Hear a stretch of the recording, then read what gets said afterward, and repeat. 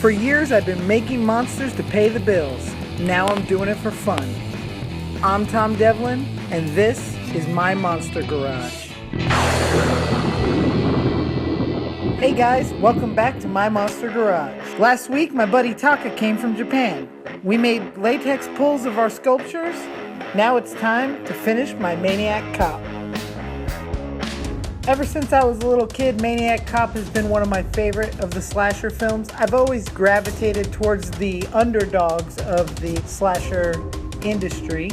So I just want to produce a really cool display just for myself. It was awesome to have Taka here. He really motivated me to make something.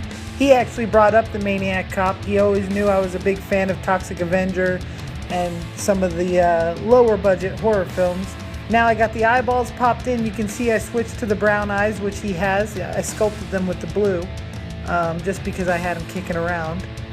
So here what I'm doing is I'm just going to Dremel off the seams. I use the soft cotton bit on the Dremel, and it just sands down the seams without tearing through the latex too bad. And that's just a good way to flush it out and take care of that. You know, Maniac Cop is one of those characters that I've always had a admiration for. The first movie starred, obviously, Robert Z'Dar, but it also had Bruce Campbell in there, and it was just awesome. It was creepy and dark and scary, and if anybody's not familiar, it was directed by William Lustig, who also directed the Maniac franchise. I'm going to start airbrushing. I use the DNA color system, which is airbrush paint that I make, and it works great for me on latex, so I will just hit that up. William Lustig made dark, grimy movies, and Maniac Cop was probably my favorite of his films. A couple years ago, I heard that William Lustig may possibly be doing a sequel to Maniac Cop, and a great friend and mentor of mine, Lloyd Kaufman from Trauma Entertainment, reached out to William Lustig, who he's personal friends with, and just shared the kindest words and recommendation for me to step up to do the Maniac Cop sequel or remake if it ever came that way. Unfortunately, I never really heard much from it. I think Bill Lustig got sick and he didn't end up making anything.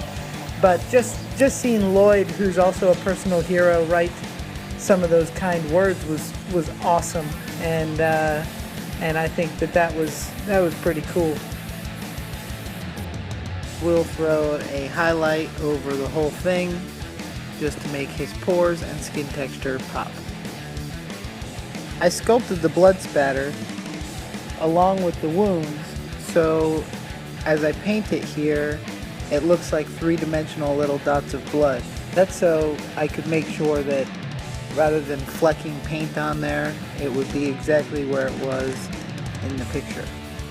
Once I made this Maniac Cop piece, originally I threw a picture up online of my mask on Latex Mask Central, and a gentleman from England reached out to me, and he was super into the mask, and he actually ended up sending me these pins and the hat buckle and the nightstick. He sent me these in trade. I sent him a blank pull of the mask. I don't normally share this stuff. It's kind of from my personal collection, but because it's such a rare item and he was a big fan, I went ahead and I sent him a pull of the mask unpainted, and he sent me the nightstick and the badges. Here we have it. This is our final picture. There's my Maniac Cop. I'm super proud of this piece. I would love to see him resurrected. I would love to get to make him. What a cool character. As always, I'll see you guys next week.